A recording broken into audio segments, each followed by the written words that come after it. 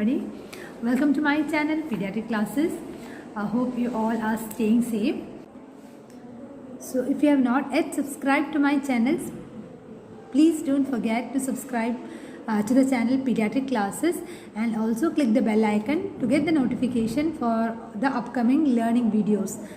So today we will discuss about a question paper, that is the third professional MBBS part 2 supplementary examination held in October 2020 cohort question paper on pediatrics and neonatology. Okay, so the first question is 2-year-old unimmunized boy admitted with history of low-grade fever for last 3 weeks, recurrent seizures, ultrasensory for 2 days.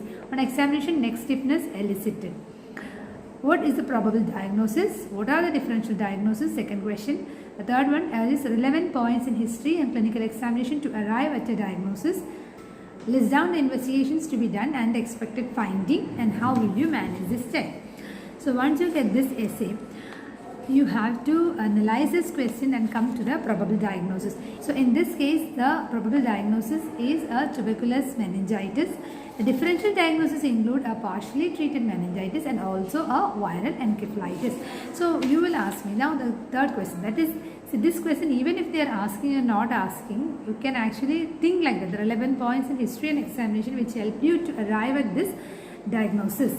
The thing is an unimmunized child. Okay. So another thing is prolonged history is a low-grade fever for 3 weeks. Suppose if the patient had a short duration history of around 5 days, okay, you could have considered a diagnosis of pyogenic meningitis. But here the low-grade fever, the fever is also low-grade. Meningitis generally will be high-grade fever. So it is a low-grade fever going on for 3 weeks. Then there is episodes of seizures. Then altered sensorium is there, and also on examination neck stiffness is elicited. These are the points in the history actually which will clinch you to the diagnosis of a tuberculous meningitis. So what are the from examination? What all we should see? So here in the examination we should look at the baby for any presence of a BCG scar. If yes or no we can see. Then about how is the general sensorium, whether this is a 2-year-old child. So but suppose this child is a 1-year-old child, yes, you have to also see how is the anterior fontanelle. Then you have to see for the fundus of the child whether there is any papilledema and all. But from the examination findings given from this scenario, only one thing is given, that is a neck stiffness actually. So there you have to elaborate upon a test for neck stiffness like Kernig signs, Brodskinsky signs, etc. Okay. Now write down the investigations to be done at the and expected finding. So this is a question, that part is for 2 marks. Okay. So you have, whenever a question is asked about the investigation, make sure that you have written the investigation, also written what is the finding expected. So just don't leave that, this we have discussed in previous question papers also, just don't leave that I will do CSF study. No, you may have to write what exactly you will look for in the study of CSF. So in this study, we will be actually saying CSF, whether it's a raised pressure is there, how is the color, whether if it is a pyogenic, then we may get a turbid CSF. So all this is. So another thing is you have to see for the protein and sugar. As we all know, in tuberculous meningitis, you will get a lymphocytic predominance, whereas in a pyogenic meningitis, you will get a neutrophilic predominance. So here you will write in TBM, if it is a TBM case, I'll get a lymphocytic predominance. So I will get an increased protein and also a low sugar compared to the serum sugars. Then I should do a CSF culture, then also send the CSF for a RT-PCR to check whether it is positive for Mycobacterium tuberculosis. Another investigation which we should not forget is the Mantoux test. Then go for CT scan, then to see whether there is an exudate, whether there is any hydrocephalus, etc. And also a chest X-ray to look for the evidence of any tuberculosis. So all these investigations should be mentioned, because if you write only one investigation, you may not get full marks. So you have to write all this investigation. Even I feel another thing we should include here at the beginning will be a total count and also a ESR. Now the question is, how will you manage this child? See, if this child is presented to you with fever and also sensorium and recurrent seizures, so this management does not include just the treatment for tuberculous meningitis, it includes a symptomatic management. So in this patient, when you actually discuss about the management, make sure that you are going in an order. This baby is presented with altered sensorium and recurrent seizures. So first thing to take care will be the airway, breathing and the circulation, and then we have to take care of the fever. So treat the seizures and then go to the specific management, that is anti-tubercular treatment of 2 months of HRZD plus 10 months of HR. Remember that just don't mention the name, just expand it. Just don't write 2 HRZD plus 10 HR. Also write it what is HR. So isoniazid, rifampicin, pyrazinamide, ethambutol, etc. Then don't forget to mention about the use of intravenous dexamethasone for the preventing the sequelae. Okay, this initially intravenous, later it will be converted to oral. That will be given for around 8 to 12 weeks. Then this baby's nutrition also has to be taken care of. So you have to give an NG2 feeding because sensorium is an altered sensorium. Then don't forget about the immunization we have, because this study specifically we have written the child is unimmunized. So make sure that you have written one point regarding that immunization, the further catch-up immunization for this child should be done. So next question is about the NADA's criteria. It's a very important question, always frequently asked, and it's a very easy to score marks out also are there. 3-mark question. So please don't forget anything. As you all know, this is criteria used to diagnose congenital heart disease, consisting of 4 major and 5 minor criteria. This question we have to prepare properly, because if you write all these points now, 3 out of 3 marks you will get. So what are the major criteria? Major criteria is systolic murmur grade 3 or more, any diastolic murmur, then congestive cardiac failure and cyanosis. These are the 4 major criteria. Then we have 5 minor criteria, that is systolic murmur less than grade 3. Then we have abnormal second heart sound, abnormal ECG, abnormal X-ray and abnormal blood pressure. So this many things should be noted, and don't forget to write that the presence of 1 major criteria or 2 minor criteria goes in favor of the diagnosis of a congenital heart disease. So next question, 3-mark question, is about the clinical and urinary findings of acute glomerulonephritis. So these questions, when they asked, they are asking about the clinical things. So clinical things we should tell that is what age group it generally affects. Generally school age children. There will be decreased urine output, then there will be edema, there can be hypertension, the patient will complain of color-colored urine or reddish discoloration of the urine, and they may even have an atypical presentation which includes something like a nephrotic syndrome. They may present to you with hypertensive encephalopathy, that is seizures, so also sensorium, etc. To the urinary examination, we will get 1 to 2 plus of proteinuria may be there. The microscopic hematuria will be there. There will be presence of RBC cast. There will be presence of granular cast.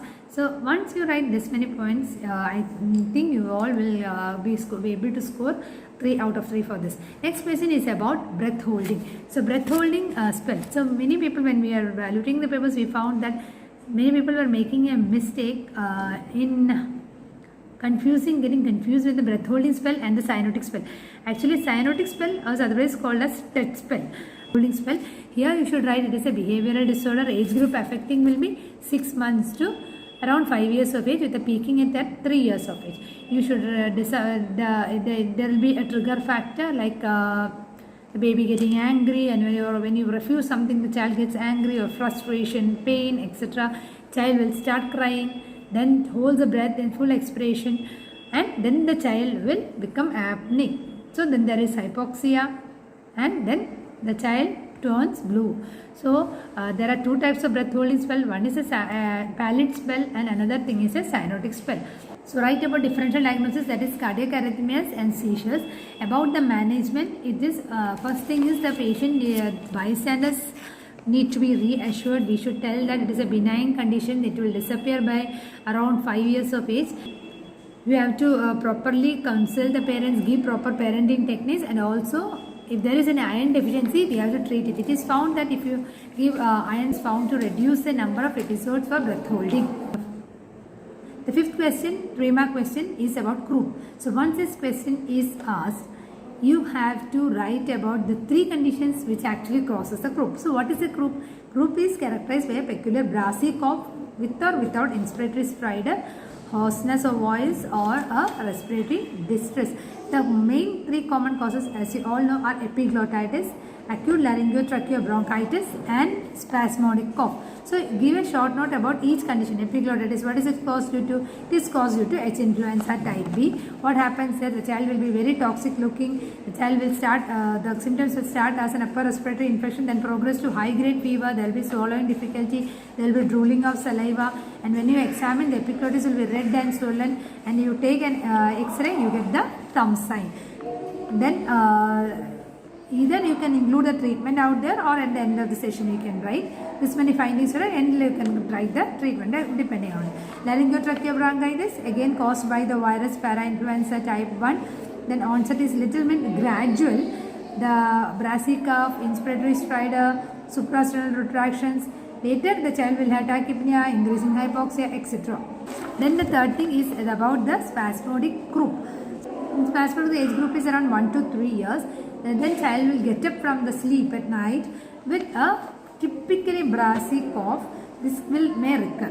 Then make a short small notes about management. Epiglottitis is oxygen. You have to give antibiotics, especially third generation cephalosporins, and even we have to consider endotracheal intubation if there is worsening obstruction, and consider tracheostomy in severe cases. Coming to the laryngotracheobronchitis, you have to stress the use of dexamethasone. Now the dose is recommended is 0.6 mg per kg intramuscularly. Nebulized epinephrine, where we should give 0.5 ml per kg of 1 in 1000 solution. Inhaled budesonide can be tried. That ends of the questions about the 3-mark questions. Now coming to the 2-mark questions. First question is about the Hamlet Maneuver. Here it is done in a choking patient above 1 year of age. Below 1 year, we take the baby in a prone position, we take it in the hand and we give a back thrust. But here the question is about Hamlet Maneuver. So here the rescuer has to stand behind the victim, hold the patient in such a way that we are giving an upthrust below the diaphragm, which will forcefully expel the foreign body. So the abdominal thrust should be performed. We should stand behind the patient. One should support the child with both hands. Then the child hold the child by keeping the arms of the caregiver together at the upper abdomen and give sudden abdominal thrust. This will force the air out of the lungs, and this will actually forcefully expel out the foreign body also. Next question is about the hypercholesterolemia causes. 4 causes they have asked. So we have tried 4 causes, half mark each. So some of the causes include familial hypercholesterolemia, nephrotic syndromes, Gaucher's disease, then glycogen storage disease, then diabetes mellitus, etc. So if you write at least 4 causes, you will get 2 marks. Next question is about Mongolian spot. When we had this question paper discussion, some of my students were telling me they wrote about the Down syndrome, Mongolian facies. So please don't get confused. They are asked about the Mongolian spot. That is a normal finding which we actually see on the back of a newborn, mostly in the lumbosacral area. This is common in individuals of Asian or African origin, and they resolve by around 1 to 2 years of age. This is a mostly benign condition, but sometimes it may be associated with lysosomal storage disorders or mucopolysaccharidosis. It may coexist with other birthmarks also. So here the differential diagnosis of an EY should be also considered. Another thing is bruise, we should think, but the thing is bruises will be tender. So this here question is specifically about the Mongolian spots, which is a 2-mark question. Next question is about the weight gain of a child in the first year of life. Here we should write the normal weight of a baby is 2.5 to 3.5 kilogram. That one sentence. Next, you write when the birth weight doubles, birth weight doubles by around 5 months and triples by around 1 year. Because they have asked only till 1 year, you need to write till then. Then after writing the birth weight, you also need to write that every baby will lose around 10% of the weight in the initial days, few days of life. Term babies will regain the birth weight by around 10 days of life, and preterm babies will regain the birth weight by around 14 days of life. Then they will gain slowly, around 20 to 40 grams weight gain will be there in the first 3 months of life, and thereafter 400 grams per month will be there till 1 year of age. Okay. So this weight gain thing is another important question. Now the 10th question is about burping. So what is burping? So it is a procedure which we do on a newborn baby after feed to release the air from the baby's tummy. How do you do it? You take the baby and put the baby's chest onto your chest. Pose in such a way that the baby's head is resting on the mother's shoulder, and with a cupped hand you are giving a patting sensations. Okay. Here once you do that, the air will be taken out of the baby's tummy. Once you do that, the excess air will be released from the baby's tummy. So this we should repeat after every feed. This will help to prevent the aspiration of feeds. Okay. So this is about burping. Now then a question about raw and label, fetal circulation. One question is there, and vaccine vial monitor. I will at the end of the video I will put that question. This thing. Now next question, the 1 mark question starts. Now next question, the 1 mark question is about the first thing is the drug of choice for Mycoplasma pneumonia. It is macrolide antibiotics like erythromycin, azithromycin, clarithromycin, etc. Or you can go for tetracycline group of drugs for older children. There is no role for penicillins and cephalosporins and all here. So very frequently asked question, Mycoplasma pneumonia, don't forget macrolides. So M for M you can remember, macrolides, Mycoplasma pneumonia. Okay. Then what is the pattern of inheritance in G6PD deficiency? So this, the pattern of inheritance is an X-linked disease. So different diseases, I request my viewers all to make a short note about different diseases and the inheritance pattern. In one of the upcoming videos we will discuss that also. Another thing is about the quantity of ORS to be used in a plan B. Quantity of ORS used in plan B treatment, you write 75 ml per kg of ORS to be given over 4 hours. Main is about Holiday-Segars, using the Holiday-Segars formula. With this we have discussed the fluid and electrolyte balance, but still I will tell once again, that is up to 10 kg it is 100 ml per kg, 10 to 20 kg is 1000 ml plus 50 ml per kg for every kg above 10 kg, and more than 20 kg is 1500 plus 20 ml per kg for every kg beyond 20 kg. Then we also have to go and give the replacement of the ongoing losses, that is around 10 ml per kg per loose stools. Okay. So now next question is, in which condition puddle sign is elicited? So 1 mark question you need to write. It is in minimal ascites we will be able to elicit a puddle sign. Puddle sign is when you actually keep the child in the neatest position and you focus the child from below, that is a puddle sign. So this is about the questions. I will just give you the diagram. So this is the diagram to representation of a vaccine vial monitor. This image is from OPGI. Actually here we should remember to draw all these images to get a full 1 mark. If you see, that is a usable, if the inner square is lighter than the outer circle, then only we should use it. As here, once it is unstable, you can make out that the inner square becomes darker than the outer circle. So from this point, if the inner circle's color is same or darker, we are actually supposed to discard the vaccine. This becomes unstable. So this is a diagram for vaccine vial monitor. Okay, this is the diagram you need to draw for the question on fetal circulation. So use color pencils for drawing. The things to note here include, see the blood which is oxygenated in the placenta is carried by the umbilical veins. Then it here, if you see, okay, it goes up, it joins the portal vein and it go via the ductus venosus. Don't forget to label this ductus venosus. It goes into the inferior vena cava, okay, to the inferior vena cava. Then it goes into the right atrium. So there is a crystal evidence here. Some portion of the blood goes into the right ventricle and a portion will go into the left atria.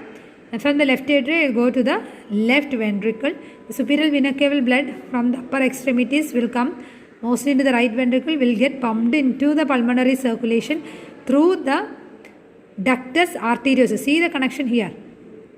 This is the pulmonary trunk and this is our aortic trunk. There is a connection. through this connection. So this one is the pulmonary. So there's a small connection, ductus arteriosus is there. So when this question is asked, make sure that you are labeled this umbilical veins, umbilicus, don't forget this ductus venosus, then all these things should be there, and then also the ductus arteriosus. Okay, the presence of ductus arteriosus should be labeled. Okay, then it comes down to the descending aorta and to the other parts of the body, and then goes through the umbilical arteries.